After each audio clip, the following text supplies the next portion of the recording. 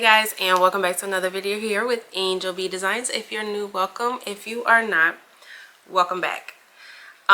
So in the spirit of keeping things different on this channel, I want to talk about starting a YouTube channel for crafters, specifically for crafters, because that is what we do on this channel, right? We're crafters.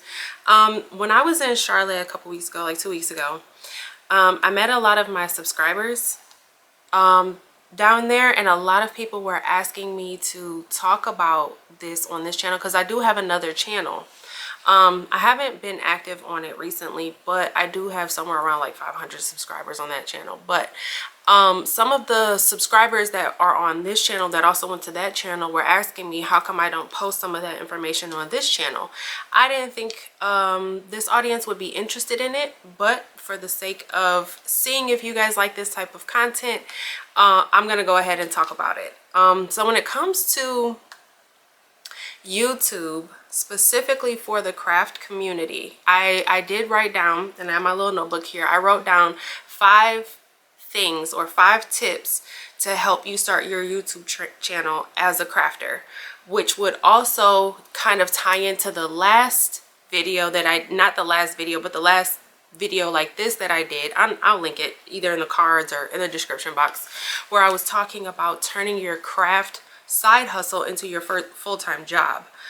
This kind of ties into that because if you start a YouTube channel with your crafts, that can elevate your sales, number one, and it'll also elevate your income because once you get monetized on YouTube, you start to get a check. So, you know, it's a win-win situation. So I just want to talk about 5 things to help you start and grow your YouTube channel as a crafter, and you know, getting into this space with the rest of us who are here and are willing to welcome you with open arms.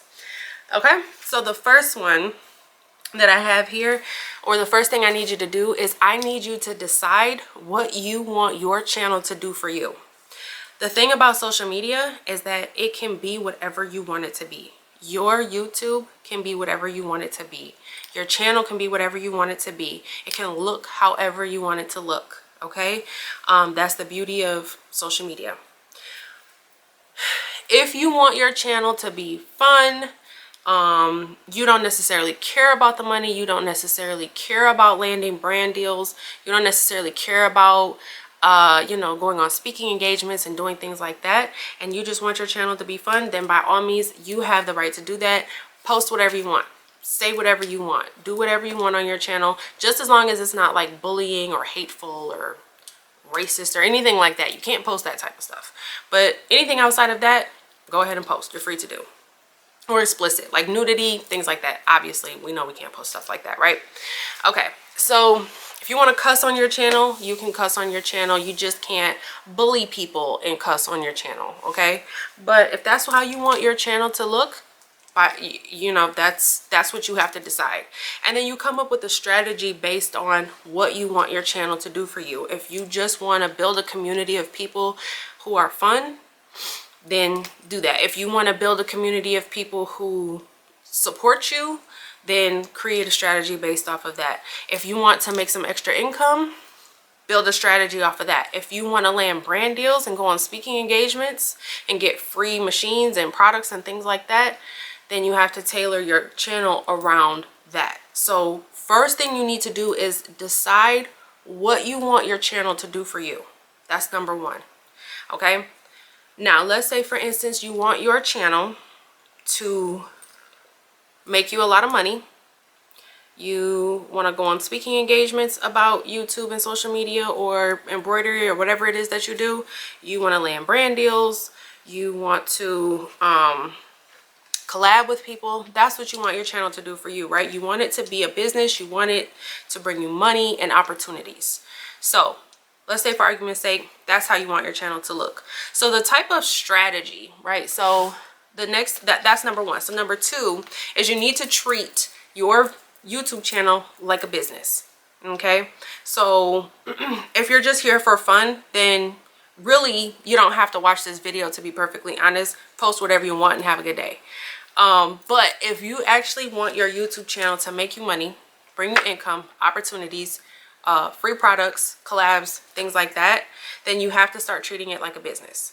Okay, so let's say for instance you do want your YouTube channel to do all those things for you, be another source of income.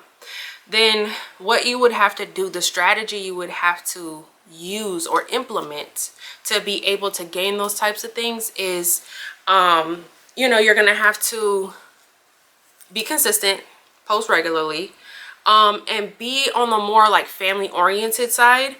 So kind of set the tone for your channel. So like for a lot of people tell me that they love watching me because my videos are clean, they are precise, there's not a lot of extra, like I don't do a whole lot of extra chit-chatting in my videos. I kind of stay on topic of what the video is about.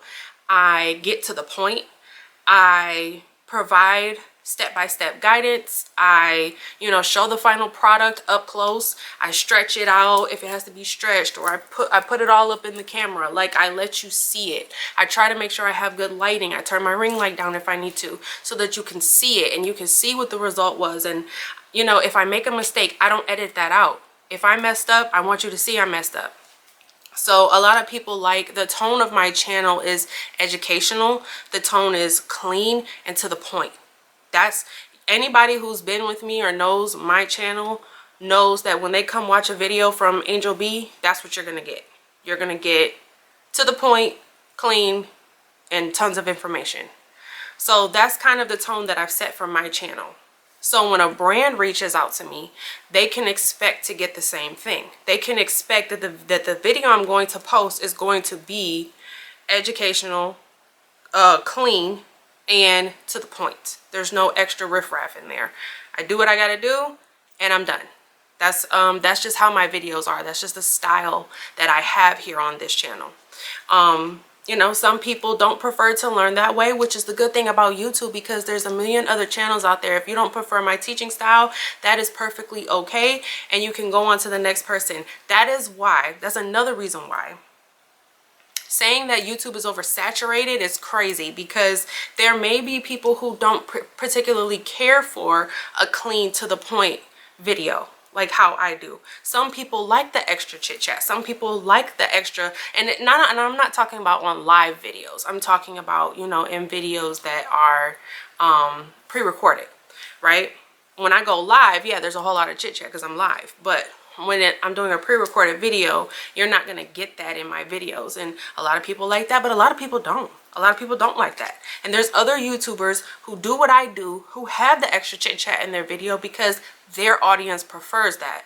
So you just have to decide what you want for your channel and bring that to the table, and understand that you are going to curate an audience who likes you for what you bring to the table. And it doesn't have to be what I bring to the table. You don't have to bring everything that I bring. You can bring something completely different that's going to make you amazing to somebody else. Okay? So that's number 2. Treat it like a business and have a strategy. And I wish that I would have known that when I started my channel. When I started my channel, I just started posting.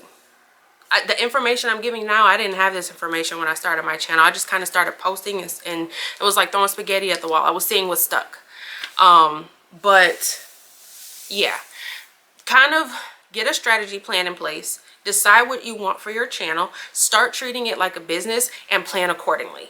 Okay? Those are the first 2 things you need to do. Okay, so number 3. How do you decide on what to post? Now, this can go one of 2 ways. This can go one of 2 ways. So when you're trying to decide what to post, again, you have to refer back to what you want your channel to do for you. If you want your channel to be like a business where you're making money and you're just starting out, you have to post what's trending, because that's what people are looking for. When it comes to thumbnails and titles and keywords and things like that, they matter. They absolutely matter when you are trying to get found. If you are trying to get found, you have to take into consideration keywords, titles, search words, right? SEO, do we know what SEO is? Search engine optimization. Do you guys know I've looked at my analytics. 79% of the traffic on my YouTube channel started with a Google search. Okay? 79% of my YouTube traffic started with a Google search. That is where your keywords come into place. That somebody went into Google and they searched sublimation tumbler, how to sublimate a 20-ounce tumbler, and Google took them to one of my videos. So if you are trying to be found, what you need to post is going to have to be something trending, something that's trendy, something that is popular. So things that just don't seem to be dying out is sublimation. It just does not seem to be dying out. People love sublimation. If you do sublimation, start making videos. It's been popular and it doesn't seem to be going anywhere at all whatsoever. So just kind of get like, to find out what's trending, I kind of revert to TikTok to figure out like what may be a trending craft right now that, you know, I can hop on if I'm looking for some content or something to try out. Instagram, TikTok, and the Facebook groups will definitely give you some inspiration on what to do with, or how to figure out what's trending at the moment. You know, everybody was doing those cards with the lip balm containers. That was like super trending. If you did a video on it, you probably got at least 5,000 to 10,000 plus views on that video because everybody was doing it at the moment. So you just gotta kind of, if you guys can hear the grass people outside, I'm sorry. Of course they're cutting grass right at this moment. But yeah, so what to post if you're looking to be found, if you're looking for growth, if you're looking for exposure, if you're looking to explode your channel, you gotta do something that's popular or something that is trending right now. But at the same time, and this is a piece of information that I wish somebody would have given to me when I first started. When I first started, I did Canva and sublimation. That's probably why half of you are even on this channel, is because you found me from Canva or sublimation. That is what I was known for, am known for still, Canva and sublimation tutorials. That is what I just completely posted like the entire first year that I started. So that's what everybody knows me for. The problem with that I'm, you know, kind of seeing a little bit now is when I want to dabble into other things like Glowforge or laser cutters or vinyl or whatever the case may be, people aren't looking to me for that information. They're looking to me for Canva and sublimation. So if I want to talk about a Glowforge, they're like, girl, we didn't come here for that. We didn't come here for Glowforge. We came here for sublimation and we want you to do sublimation. But I don't want to do sublimation every time, right? So when you first start out, if you like to do a lot of things, then post a good mixture of a lot of things. I understand like sublimation may be like a trending topic. So post that. Let's say you post 3 times a week, right? Post one sublimation video, and then the other 2 videos are of something else, so that you get a good mix, so that when people come to your channel and they see that you have 20 videos, it's not 15 of them are sublimation and then you have 5 of something else. So now they expect sublimation because out of 15 of the 20 videos you have is sublimation. So that's what I expect from you. I expect sublimation.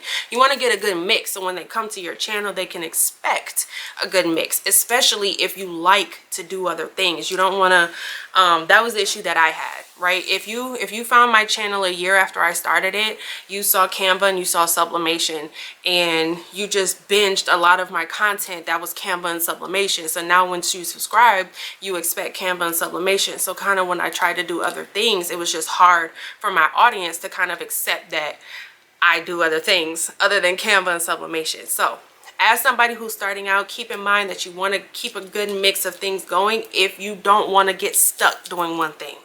Okay, so post twice a week, one of something that's trending and one of something that you like, that you enjoy, so that you can get a good mixture, right? You can have a good audience mixture. Okay, that was what number was that? I lost count. That was number 3. So number 4, I want to talk about how to grow.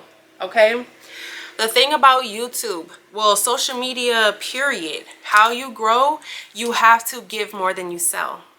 Okay, I know you may be getting on YouTube because you want to get more sales, but when you're on this platform is about education. People don't come to YouTube to buy things. They come to YouTube to learn things. So when you get on YouTube and you're starting a channel, you have to give more information than you're trying to sell. And hopefully that makes sense. So make your videos educational, make your videos valuable and jam-packed with gems and things that you just have to bring to the table. And you know, in the midst of doing all of that, you know, you can throw out there, hey, if you don't want to make a shirt like this, I'm gonna drop a link for my Etsy shop in the description box. I'll make one for you. Okay, there's a quick little pitch in the midst of giving the value. So you're teaching them how to do it themselves, but a lot of people still don't want to do it. So still drop, if you make this shirt for other people, if you're making your shirt and you're teaching how to make this shirt, you can teach how to make the shirt and be educational while you're doing it. But you can also throw out there, if you don't feel like making this shirt or you don't want to, I have an Etsy link in the description box. You can order one from me. And there will be people who buy from you, and there will be people there who just learn from you. You'll get the best of both. And then once you become monetized, all of your information that you're giving out for free will become monetized. So you'll still be getting paid for it. You just have to grow and get there first, okay? So on specifically YouTube platform, give more than you sell and you'll grow quickly. I promise. Okay, the number two well, this is really like B, right? So give more than you sell was like 4A. We're on 4B, which is post outside of YouTube. When I first started my channel, YouTube did not help me grow. YouTube helps me grow now. Google helps me grow now because I've been doing it for a little over 2 years now.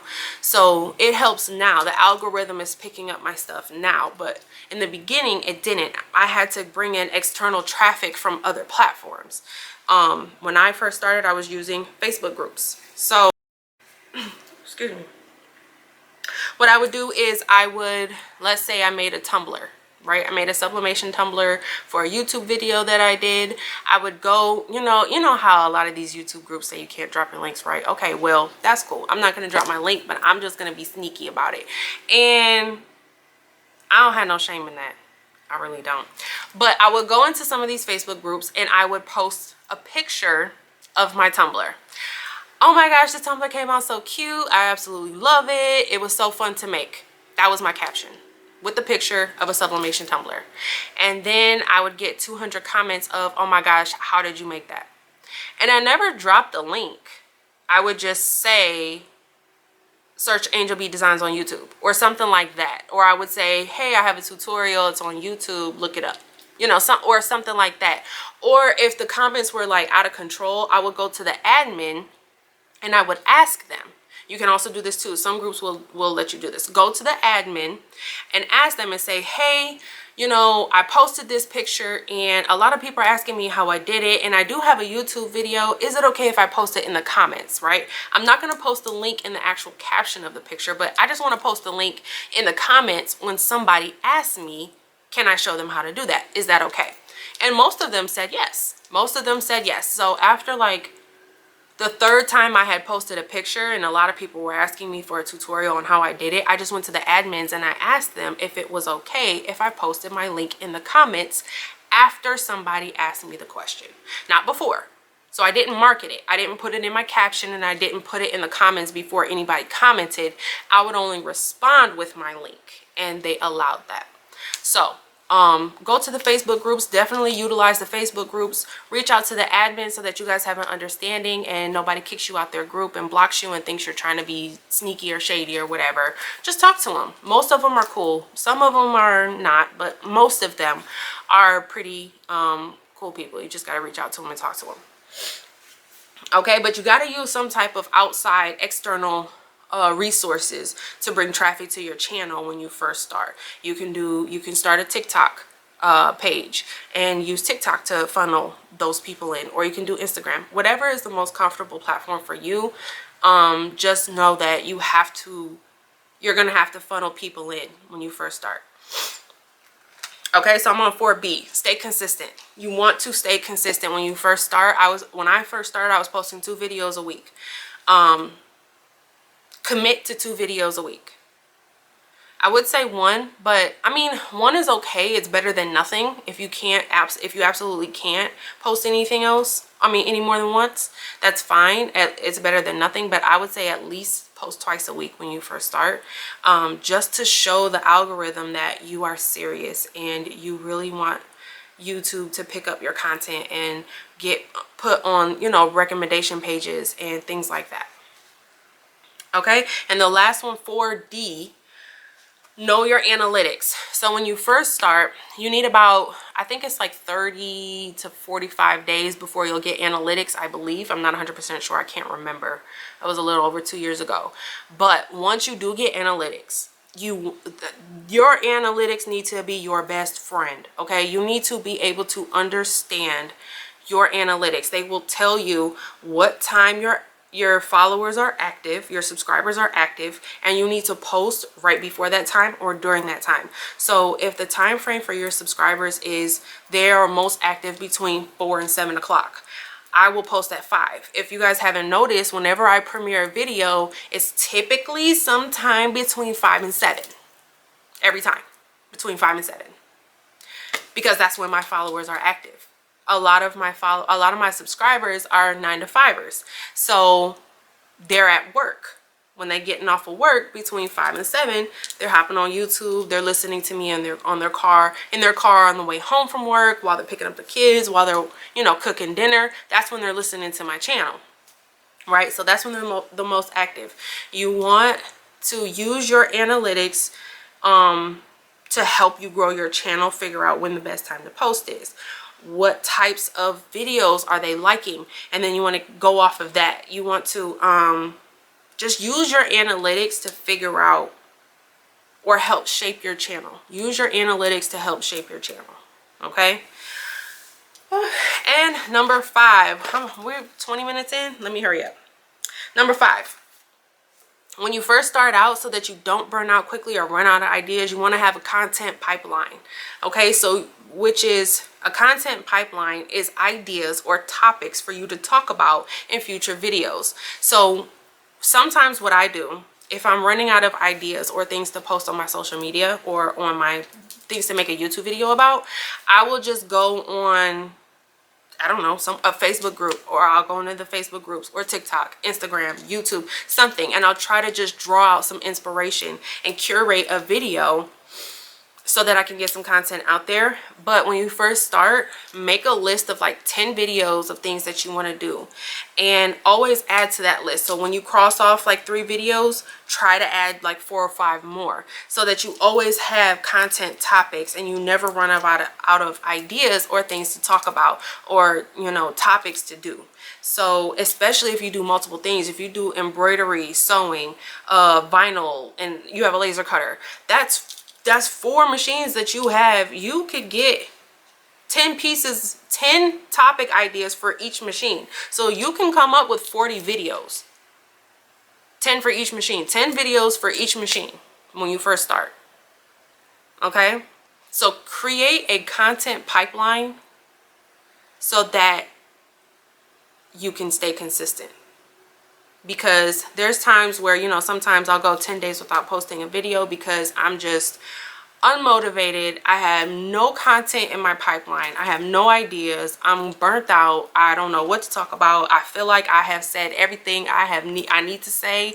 I don't have nothing else to do. I don't have any other projects to do. I have nothing. I'm done. I'm burnt out, right? So sometimes I'll go like 10-12 days without posting a video, and it shows on your channel. It does, at least mine. It shows on my channel when I don't post every week. I see a difference. So you want to, and then, you know, I'll see something, I'll get motivated again, and then I'll go ahead and draw out my content pipeline. And I got 20 topics on my list, and now I'm motivated again and I'm ready to go, and now I can pump out 2 videos a week. So having that, even if you have to write it out on a piece of paper, this, like, literally, y'all, I make notebooks all the time. I sublimate notebooks all the time for myself. Every time you see me sublimate a notebook on this channel, it's for me. It is for me because I write down literally everything. I fill these up. And it's just, I don't know, it's just something motivating about me writing down 10 topics and crossing them off as I make the video, and then writing out 10 more and crossing it off as I make the video, right? It's just helpful to me. And hopefully, you know, this is motivational and helpful to you as well. But definitely number 5 is create a content pipeline so that you're more motivated to stay consistent and post at least twice a week. Okay? That's all I have. Those were my 5 tips and tricks. If you didn't write them down, run this back and get your pen. Hopefully this was motivational. Hopefully this was helpful. Hopefully I gave some valuable information. Y'all comment if you guys like this type of content. I know you guys enjoyed the last video I did similar to this, but I got a couple other ideas I want to talk about, like Shopify and Etsy. My Facebook group is really on me about making a Shopify versus Etsy video like this, so keep an eye out for that because I have used both.